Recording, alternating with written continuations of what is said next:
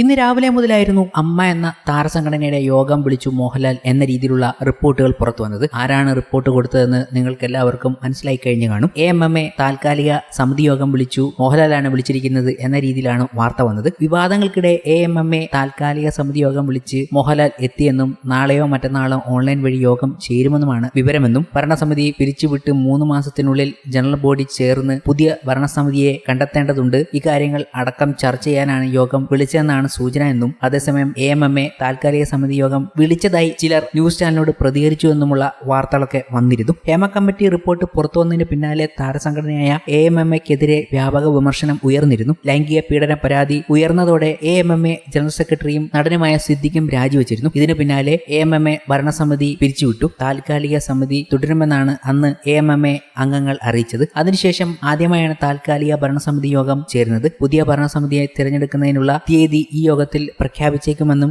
സൂചനയുണ്ട്. താൽക്കാലിക സമിതി യോഗം വിളിച്ചതായി നടൻ വിനു മോഹൻ ഒരു വാർത്താമാധ്യമത്തോട് പറഞ്ഞുവെന്നും പറയുന്നുണ്ട്. അതേസമയം രാജിവെച്ച സിദ്ദിഖിന് പകരം മറ്റൊരാളെ കണ്ടെത്തി മോഹൻലാലിന്റെ അധ്യക്ഷതയിൽ ഭരണസമിതി തുടരണം എന്നാണ് താൽക്കാലിക സമിതി അംഗങ്ങളുടെ അഭിപ്രായം. എന്നാൽ മോഹൻലാൽ ഇതിനോട് അതൃപ്തി അറിയിച്ചതായാണ് വിവരം. ഇതോടെ പുതിയ ഭരണസമിതിയെ കണ്ടെത്തുകയാണ് താൽക്കാലിക സമിതിക്ക് മുന്നിലുള്ള വഴി. ഈ റിപ്പോർട്ട് രാവിലെ തന്നെ വന്നുവെങ്കിലും പിന്നീട് ഈ സംഭവത്തെക്കുറിച്ചുള്ള വാർത്തകൾ മറ്റു മാധ്യമങ്ങൾ പുറത്തുവിടുകയുണ്ടായി. ആ പുറത്തുവിട്ടതിൽ ഇങ്ങനൊരു യോഗം വിളിച്ചിട്ട് പോലുമില്ല എന്ന രീതിയിലാണ് അവരൊക്കെ പ്രതികരിച്ചതും. മലയാള ചലച്ചിത്ര താരങ്ങളുടെ കൂട്ടായ്മയായ അമ്മയുടെ യോഗം നാളെ മോഹൻലാൽ വിളിച്ചെന്ന വാർത്ത തള്ളിയിരിക്കുകയാണ് അമ്മ നേതൃത്വം. മോഹൻലാൽ യോഗം വിളിച്ചിട്ടില്ലെന്ന് അദ്ദേഹവുമായി അടുത്ത വൃത്തങ്ങൾ സ്ഥിരീകരിക്കുകയും ചെയ്തു. വാർത്ത തെറ്റെന്ന് അഡ്ഹോക് കമ്മിറ്റി അംഗങ്ങളും സ്ഥിരീകരിച്ചു. യോഗത്തിനെ കുറിച്ച് ഒരറിവും തനിക്കില്ലെന്ന് ജഗദീഷും പ്രതികരിച്ചിട്ടുണ്ട്.